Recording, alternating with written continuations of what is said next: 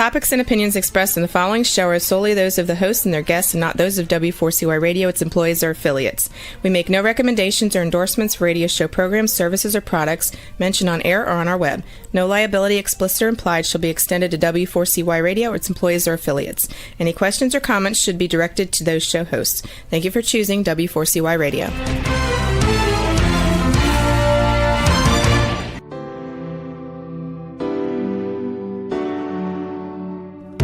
Welcome to the Legacy Leavers series on Success Secrets Exposed. Tune in live every Tuesday at 7 p.m. Eastern Time or Wednesday mornings in Australia on W4CY Radio and Talk4 TV. The series showcases experts, changemakers, and disruptors leaving a lasting legacy with those sharing their wisdom with the world.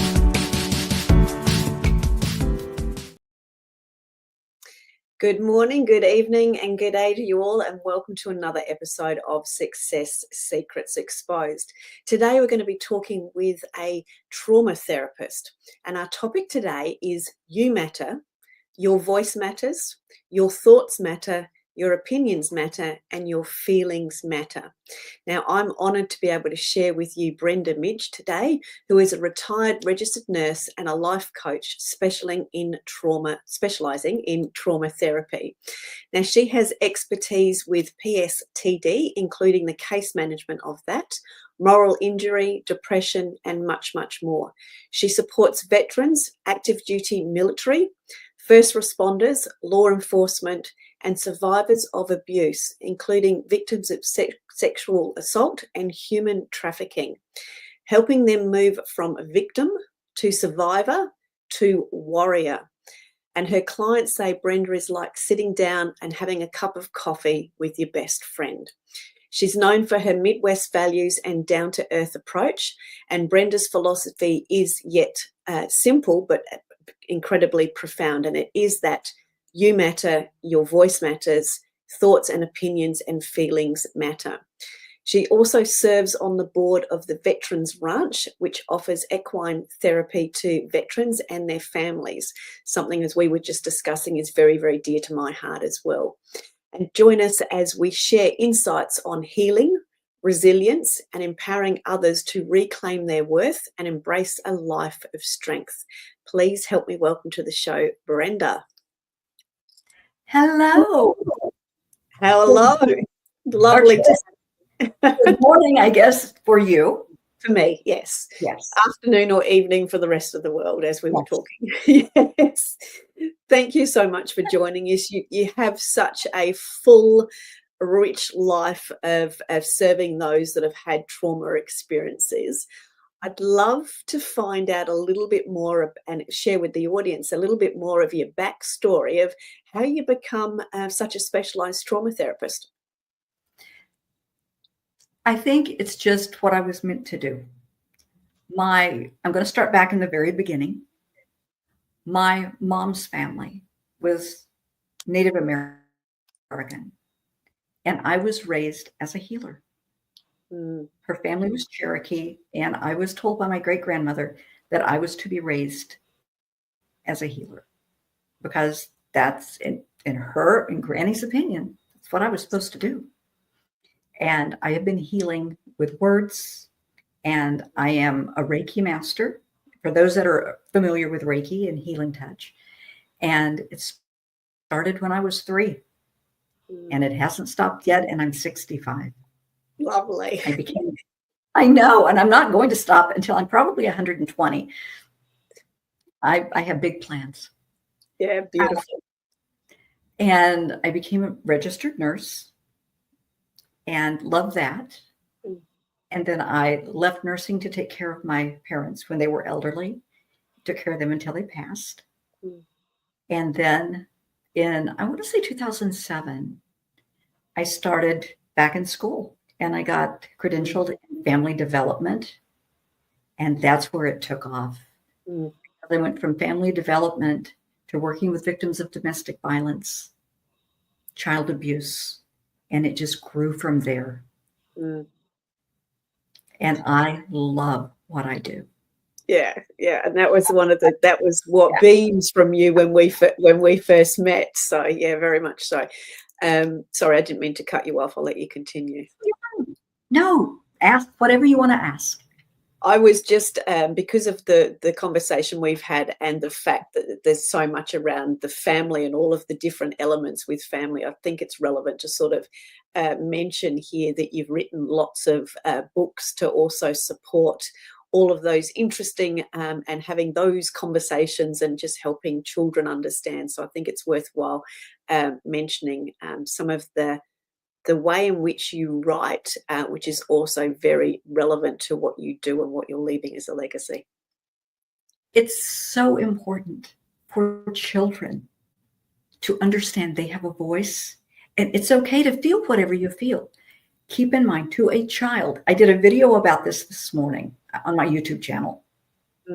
So it's important to a child, if they step on a ladybug and they come in crying because they stepped on the ladybug and she might have a family and they're just in tears, it's okay. You sat with them, you console them. You might have to have a funeral for a ladybug, but because that matters to them. If it matters to your child, it needs to matter to you.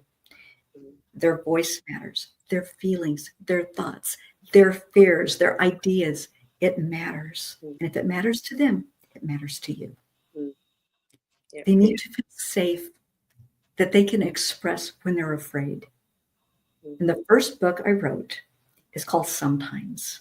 And it's not a very large book. And it's written for ages, I don't know, 3-ish to probably 10. And it's sometimes if you're scared, this happens. Or sometimes if you're sad, this happens. And they're short little poems, but it's to the heart. And my peer review are my friends, and they're doctors and psychologists and psychiatrists and attorneys. And I will send it out to my flock of people. And if I make them cry, I've done well.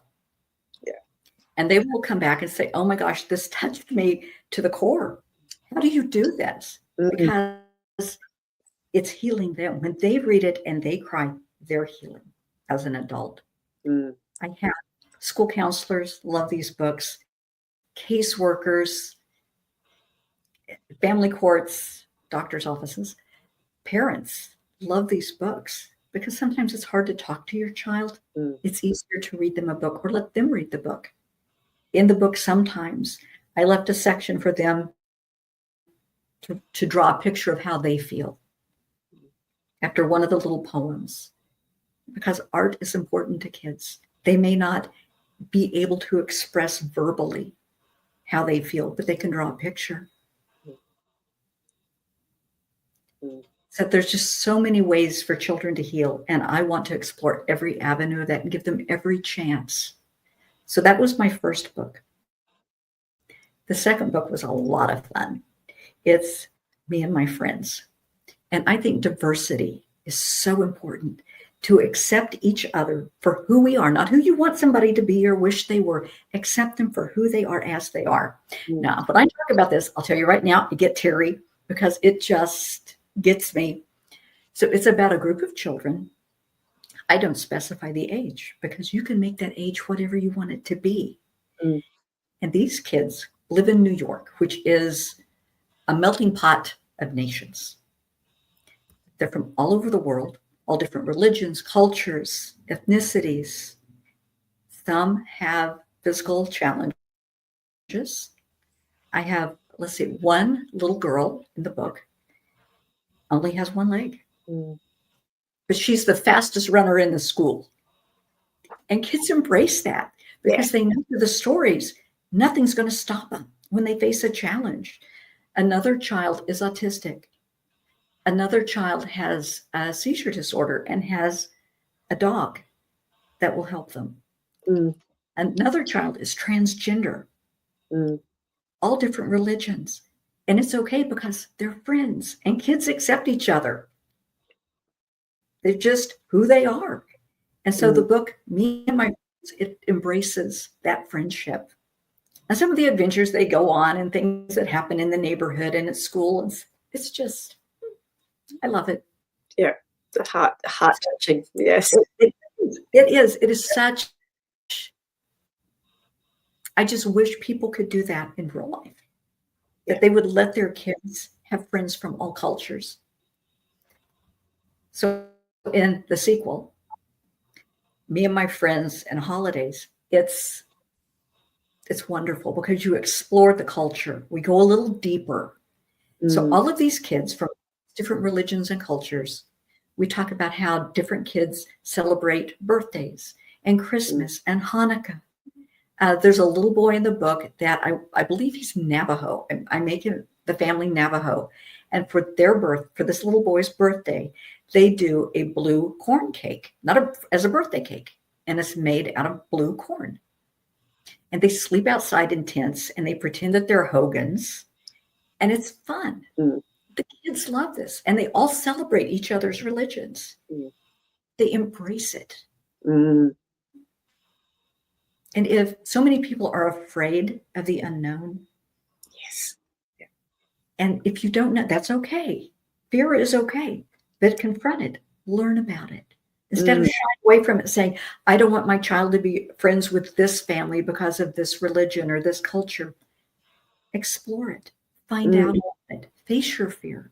If they're having a birthday party and your child's invited, you're not comfortable leaving your child there alone, stay. You might have fun. You might learn something. Yeah, beautiful. I'm glad you've shared that little bit on and I know that's only some of the books because I know you've got there's several. There's 9. There's lots of books.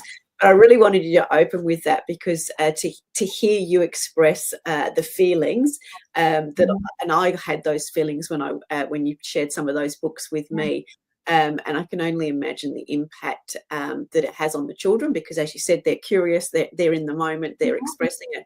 But for as a parent or a person that's within that industry supporting children to have that type of resource. I think is a great shining example of the impact and the change and the transition you're helping people with. So I thank you for sharing that.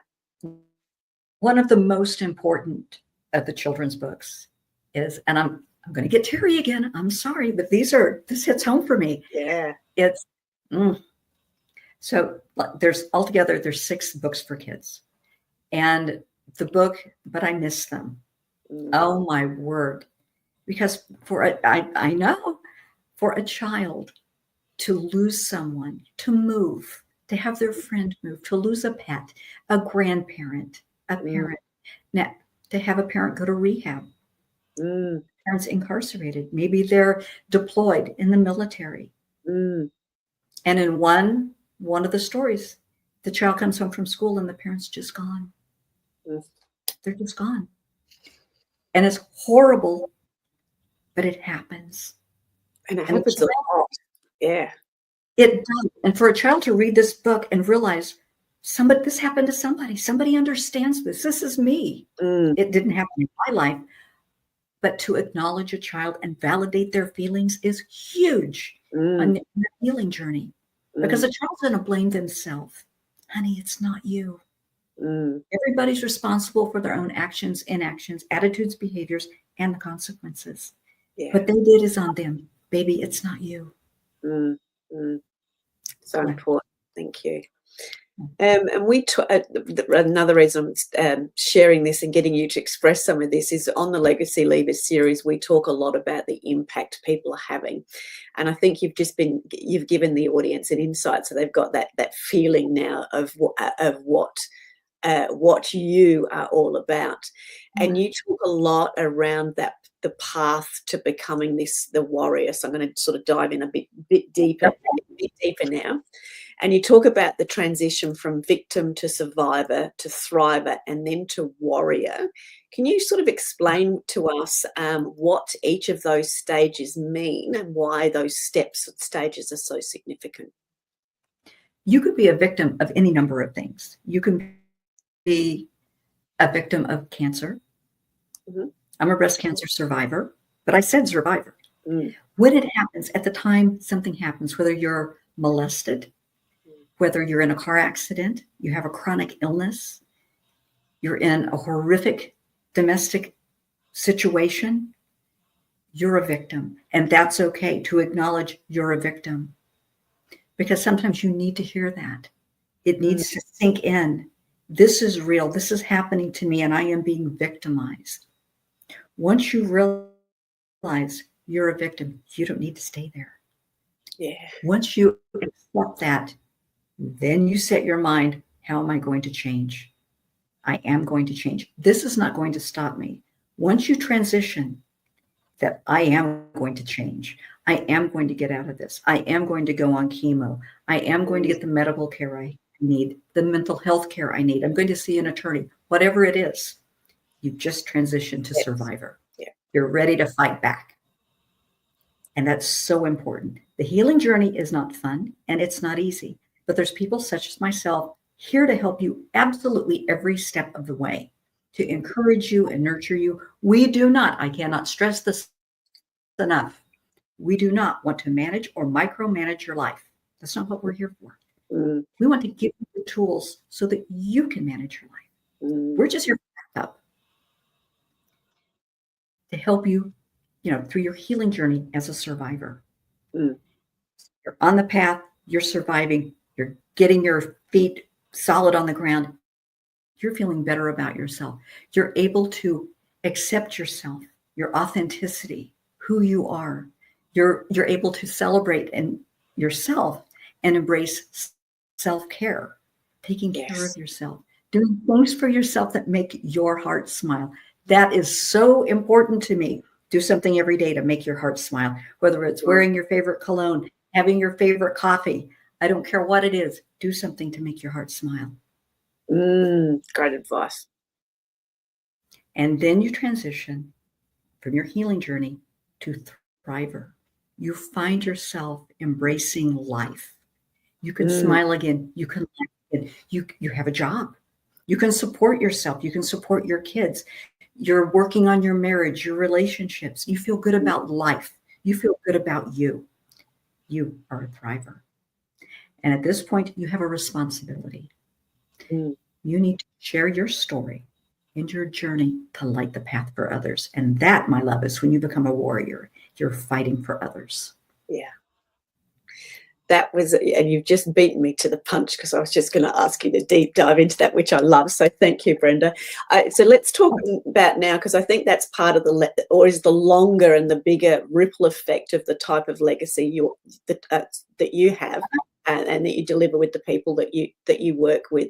So let's, I suppose, talk about, what's an example of when somebody hits that warrior stage.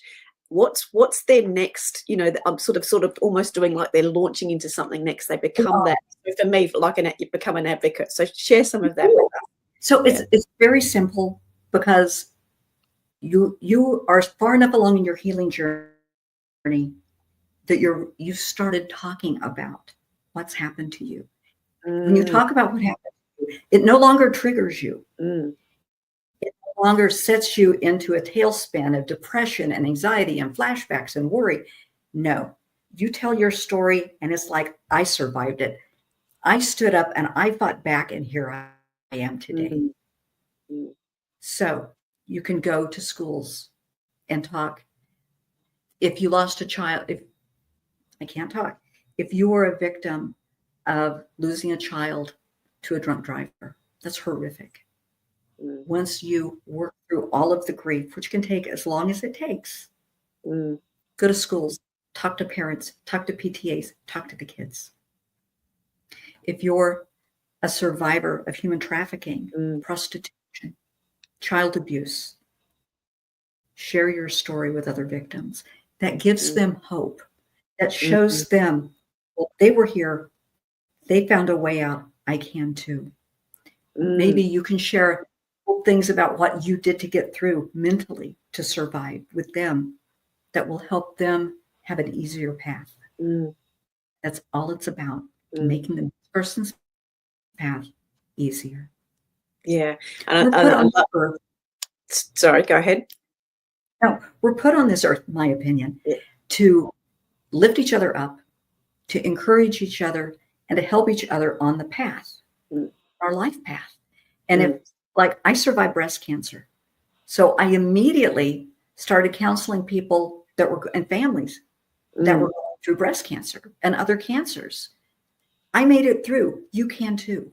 And that's where, and that's why I love that phrase, that lighting the path, for others. I've often used the phrase shining the torch, but when I say that, for me, it's shining the torch on others, because I love doing that, like what we're doing today.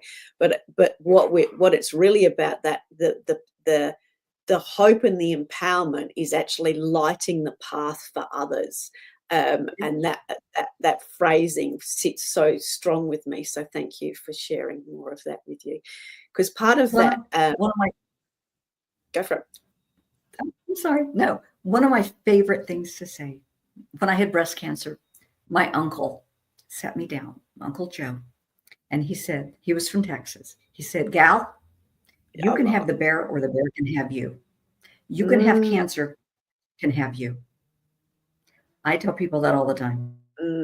You can be a victim. You can, you can have cancer. Cancer can have you. You can have depression and anxiety, or depression and anxiety can have you. A lot of it is your perspective.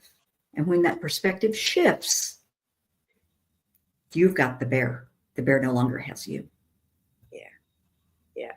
Thank you. And that was something I was wanting to jump in on again, sort of we're doing that, is you spoke about that changing of perspectives and that mental shift, obviously, that goes through when you're transitioning through the different stages.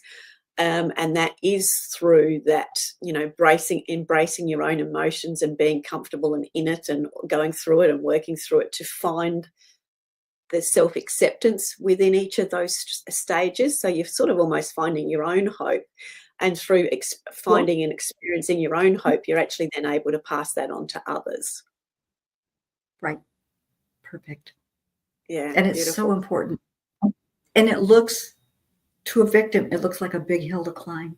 But sweetheart, you have so many people there to help you. You have so many people to hold your hand on that journey. And we're going to take every step with you. So you're not alone. You're never alone. And coming back to one of my quirks, and I often will talk about this when we have deep dives, is for me, I had an inability to ask for help. I'd sort of like to prefer the isolation. I like my cave. It's pretty good. But when we have the ability to ask, I'll say the preparedness to ask, that's where the magic happens. Because you realize how many people you've got around you. So, please share some of that with us. And for a lot of people, and I keep going back to cancer patients, but it's people with chronic illness and chronic pain. They suffer through alone. Yeah. They don't want to ask for help. They don't want to be a burden. And they may actually injure themselves trying to do something on their own when people are around them ready and willing and able to help. Yep. Sweetheart, don't deny somebody else the blessing of helping you, because that's what you're doing. Yeah. When you tell them that, it's like, ooh, they didn't mean to do that. Yeah. So just don't deny somebody the blessing, because it's a blessing if you help somebody. Let them help you. It's important to them. It may not be as important to you. It's important to them. Do it for them. Yes. Great message in that. Yeah. If the kids need to cook dinner and they can't cook, and it's the worst macaroni and cheese you have ever had in your life, pretend to eat it, because it makes them feel good. They did it for you. Yes, I remember drinking tea and coffee combined when Rory was little, but he was being helpful because he was making my morning cuppa for me. And it meant the world to him that he did it. Yeah. And that's a great example of, the ability of having that forward revolving ripple effect of gifts. The more we help ourselves by asking for help, the more we help others, the greater those ripple effects become. And when you're blessed, share the blessing. Yeah. If somebody's helped you, now it's your turn to help somebody else. You can just light their path and share your story. And I think for me, when we started talking, especially as it relates to the Veterans Ranch, because there's a number of episodes, I'll call them TV episodes on Netflix around some of the ranches that you have in the US, which just, oh my God, and the Brumbies and all coming in and all the rest of it. So you hear the stories of the veterans and the incarcerated people that have connected, in this case, with the horse, and their experience of how, the horse accepting them has enabled them to self-accept, and then they've gone on to do some other things. So I'd love you to share some stories around that, if you could, for us as well. So we might have a veteran who has a lot of walls up, very thick shell. They're rough, they're tough, they're not going to talk, they're hard drinking, and okay, fine, they're here. The first time that horse comes up and puts their head against their chest, they cry. Because that horse is saying, it's okay. I understand. I feel your pain and I accept you for who you are. And it's okay. I got you. And they cry. Yeah. And then, we might have them walk across the arena and just stand there. And the horse will think about it a minute, and the horse will come up to them. Because they know. And it's just amazing. Animals are great empaths. Animals are great healers. And we were talking earlier before the show, the importance of animals in, to help somebody heal. And whether it's somebody that's going to testify in court and they will have a service dog available, I love that. Whether it's, in a chemo suite and they might have a service animal around, in a rehab center or the Veterans Ranch, where we have lots of horses ready and willing to help. It's amazing what an animal can do if you just open your heart and let it happen. Yeah, just absolutely magic. And I think for me, that's such a great visual and experience around that, the ability to embrace the emotions as they're coming up, as that's occurring in all those different examples, and just that level of self-acceptance, and that, I'm going to call it the where they they just normalize, if that, I know that's not really a good word, but yeah, when they've realized it's okay, I'm okay. Yeah, because a lot of times through all of the shells and walls that they have up, they haven't accepted themselves for who they are. And they need to do that. Yeah. And it's okay. Yeah. And we will work like as long as we need to, because sweetheart, you're worth it. You are so worthy. Beautiful. Thank you. I'm going to change tactics very slightly now, because I want to talk a little bit around educating and protecting against exploitation. And you mentioned when we were talking that you've got an article coming out in a magazine in December, which was called Preparedness Without Paranoia. Have I got that right? Yes, that's the magazine. That's the title of the magazine. And you're going to be talking about helping the prevention of child exploitation, etc. So can you tell us a little bit about that article? And then I want to talk about some of the work that you do around raising awareness of dating violence and exploitation, just so we've got some of that elements in our conversation today as well, please. The article is about child trafficking and transitioning, once again, from victim to survivor to thriver and warrior. Everybody is talking about what to do, talking to your kids about, what to do and not to do with online experiences, and how many children, are approached for inappropriate pictures and things like that. The numbers are just crazy. The kids that are approached every day. So parents, we hear this all the time, but they don't know what to do when their child doesn't come home. What do you do? What do you do? I mean, that's a horrible thing to think about. I'm a mom, I'm a grandma, but to think about, what do you do if your child is, supposed to come home from school? They didn't come home from school. Come home from a date. They didn't come home from the date. So the article is about the steps you need to take and what you can expect emotionally. Go to the police. what you can expect working with law enforcement, working with special agencies that will help you find your child. I work with a lot of those groups I absolutely love that are child rescue organizations that are fantastic. Can't say enough good things about them. But what to expect, what the parent can expect. Parents get, your life's coming apart. You're trying to find your child. They're missing. You have no idea what's happened. And now you have the police blaming you. You're a suspect. How can that happen? They're doing their job. Just answer their questions. Let them do their job. It's nothing personal. Just cooperate and breathe. And we're here to support them any way we can. Just let them do their job. What to expect when working with, a rescue agency. When your child is found and comes home, sweetheart, they're not going to be the same child left.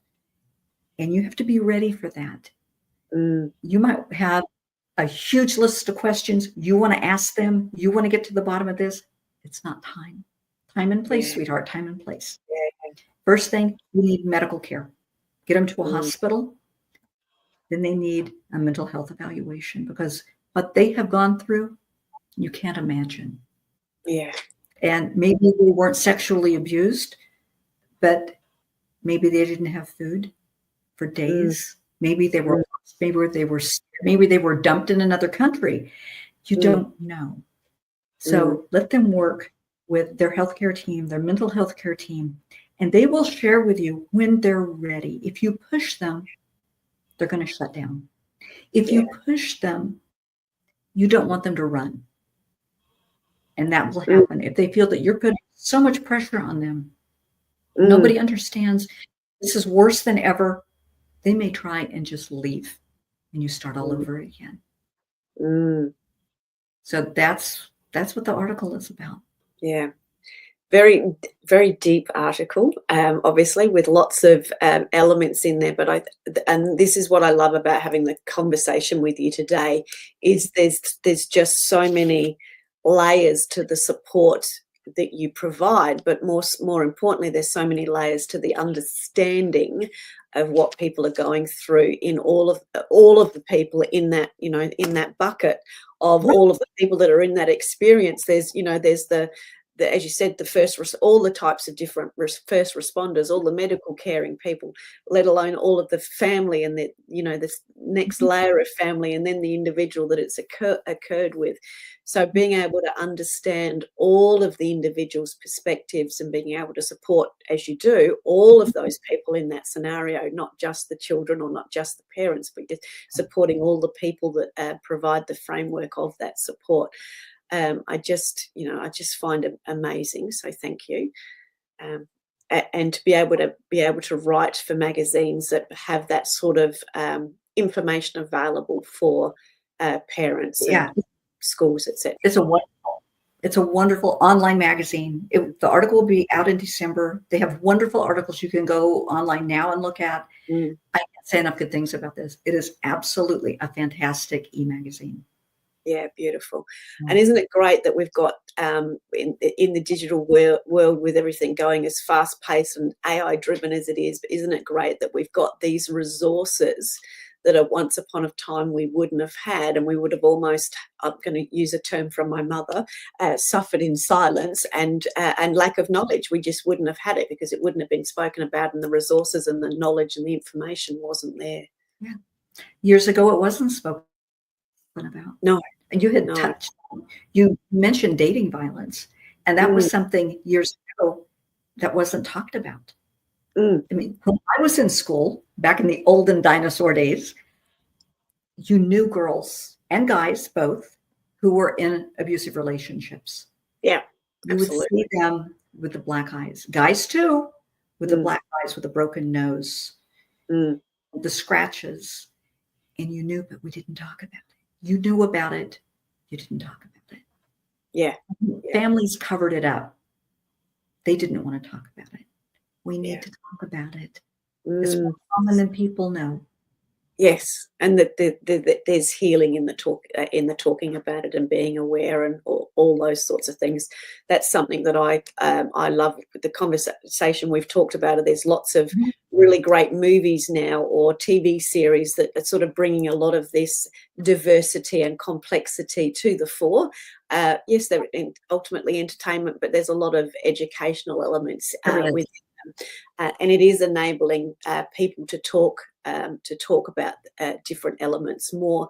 And it is as a parent, it can be a scary place bringing children into it, but at least they're pointed in the right direction and sort of taught the right things. It's almost like we sort of have to. I feel sometimes that we sort of have to catch up to the knowledge and the sharing that they're aware of now. Yeah, and it's just one thing I want to add. If there are any parents out here, please always have a line of communication with your child that is open, honest, and non-judgmental. My son is 45. He and his wife are 45. My granddaughter's 13. To this day, my son can call, and if he says Mom, we need to talk, I know it's time to be non-judgmental and listen with open heart, open ears, open mind, and a closed mouth. Just listen, let them talk, and just embrace them. The first thing you should say is, whatever it is, it's going to be okay. I'm here for you, and I love you. And then let them talk. One of my girlfriends, who's also a therapist, taught me this probably 12 months ago, which was the three questions around that. Do you yes, when you get the Mum, I need to talk. So do you want me to just listen? Do you want me to hug you, or do you want me to provide advice? Is it one of those or a combination of those? So in advance, because clearly I'm a talker, so I then know that I need to zip it and not maul. So just with, I've got a 21-year-old son, so when he wants to talk, and I know, yes, are we looking for advice this time? Because we've always got lots of that. Or do you want me to just hug you, or am I just going to listen? And I do have to sit there like that, but at least I know what he expects and needs. And I have learned through the years, I am Switzerland. There are many times I have no opinion. I am just, Mom, I am here, I love you. That's it. Yeah. And it's hard. It's really hard, but you can do it. You got this. You can do it. They're worth it. Absolutely. And when as you've just said there, they're worth it, and it's so important for us all and our children to know that that they matter. So let's talk about that.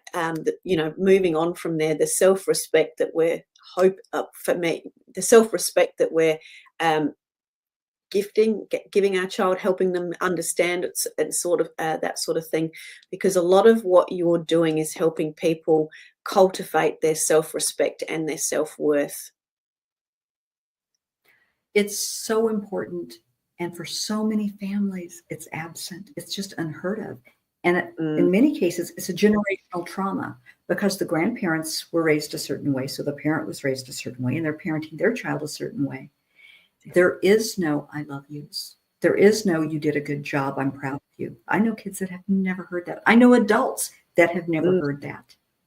So on Fridays on my YouTube channel, I will always do a video on self-care, and I will tell people how proud I am of them. And, you've done a good job. You've survived the week. Now it's time for self-care.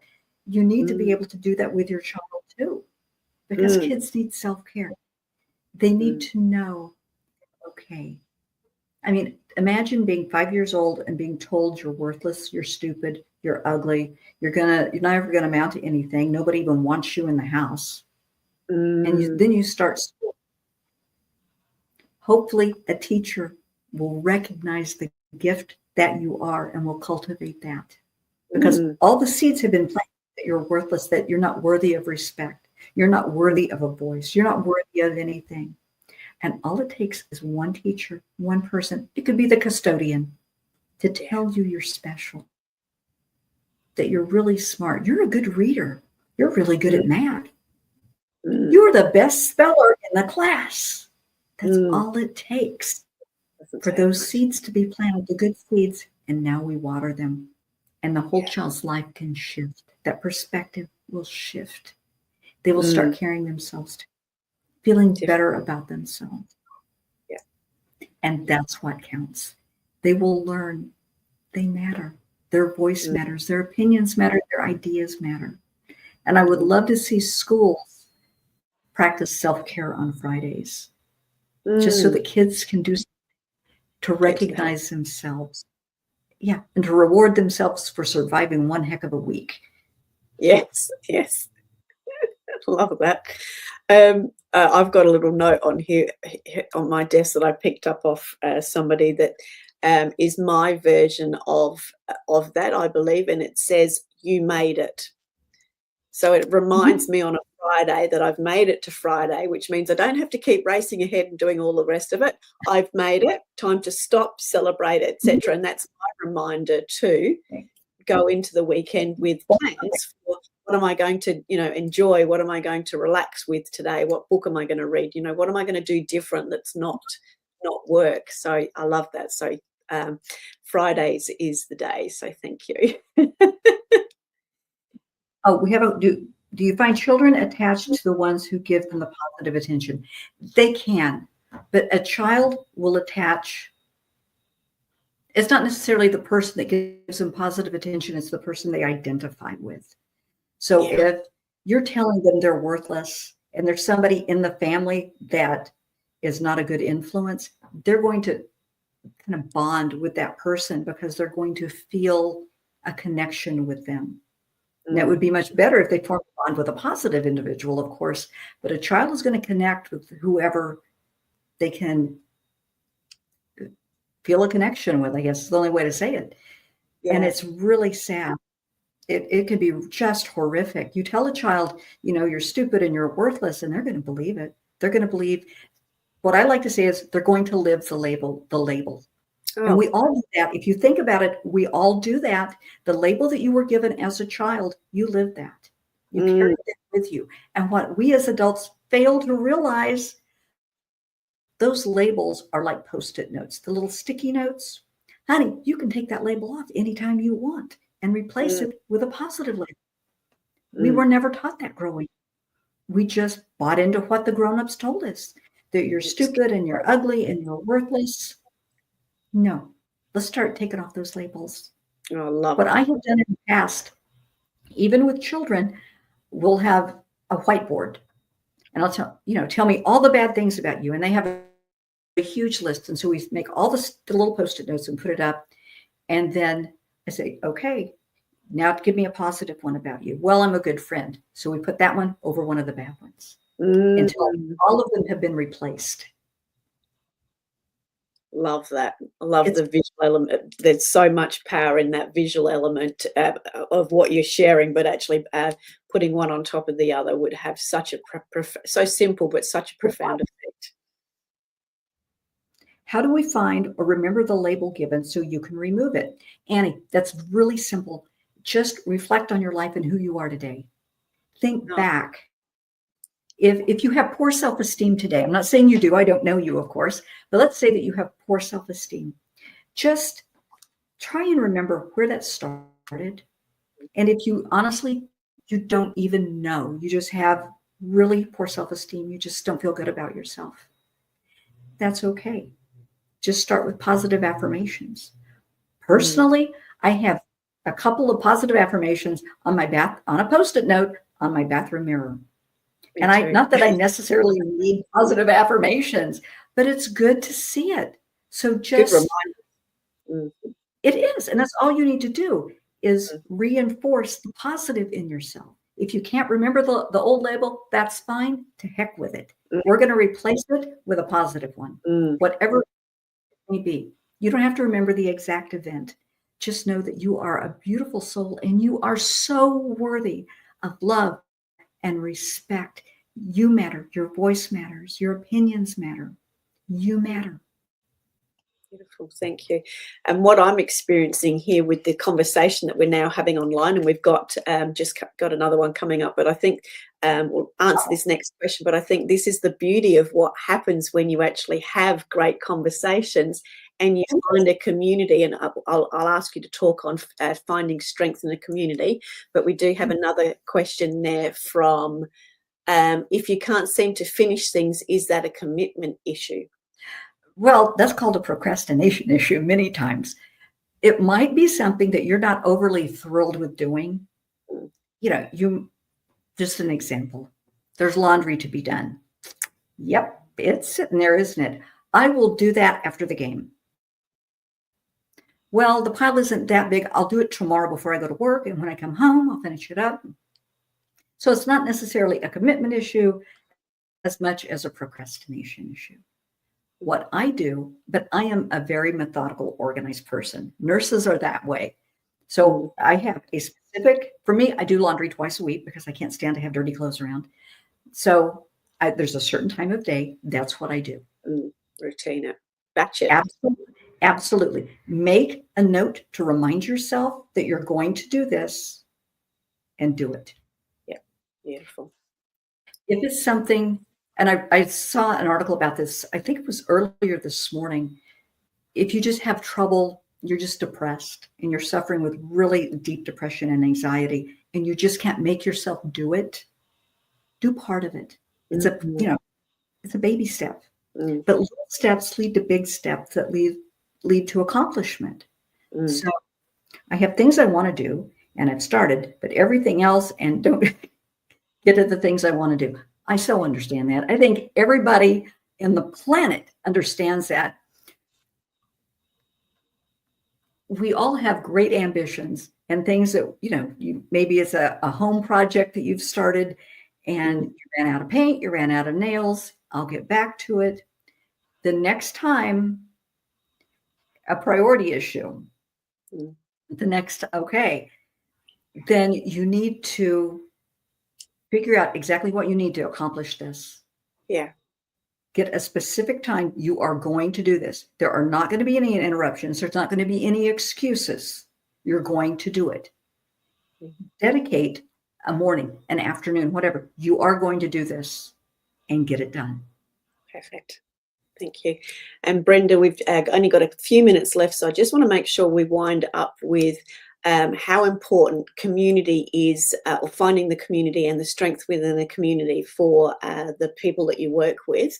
And then if you have any final comments or words of hope or inspiration that you want to share. So a two-layered question there for you. So important to accept everyone around you and be a team player. We're all after the same goal. Lift each other up, work together. Don't criticize. Be there for each other. With open hearts and open minds. Give each other a hand up instead of a hand out. Don't judge. Don't belittle people. Don't blow people off. That was the video this morning was, about blowing people off. Everybody matters. Everybody's thoughts matter. Just be considerate, be kind, because they matter and you matter. Beautiful. Thank you. And the best places to find you, Brenda, from my experience, was finding you on LinkedIn, but you've also mentioned you have a YouTube channel. Where else is the best place for people to get in contact with you for support? Facebook. All under your name? All under my name. I have a personal Facebook and I have a professional Facebook. And you can find me there. I don't have a website. I don't want a website. A lot of the clients that I get are physician referral. And a lot of people that, especially the people I have in the UK and in the EU, word gets around and they will say, oh, I'm sending a friend to you, or I have someone that you have to talk to. And that's lovely. That's fine. But it's mainly referral. But, people do reach out on LinkedIn. Yeah, perfect. Never dismiss those LinkedIn. Absolutely not. You just never know what magic might happen. And of course, you've got your 9 books that we can people can also find on Amazon. And I found them very easy. You've shared them with me, but I found the beautiful covers by Googling your name on within the book section on Amazon to find them all. So people have lots of resources that they can pick up from your pearls of wisdom and all of your shared knowledge and experience. Thank you very, very much for sharing. There are 6 books for adults or for children and 3 for adults. Because we do have adult books too. Thank you. I didn't pick that up. So thank you for sharing. It's been an absolute pleasure and an absolute gift sharing time with you and sharing you with the extended audience. So thank you very, very much. Any final things you need to add? Quickly add them now. You matter. I promise you matter. And sweetheart, you are so worthy of love, respect, dignity, and self-care. Perfect. Thank you. Thank you, everybody. And we will look forward to seeing you on another episode of Success Secrets Exposed. Till then, have a great week. Take care. Bye. Remember, if you want to be sought after and sold out, as well as being known as the obvious expert in your industry, you need to speak with Sally, our host of Success Secrets Exposed. Sally is the founder of Monetize Your Content, a done-for-you content marketing agency that helps you be easy to buy. See you next week on another episode of Success Secrets Exposed. Tune in live every Tuesday at 7 p.m. Eastern Time or Wednesday mornings in Australia on W4CY Radio and Talk4 TV.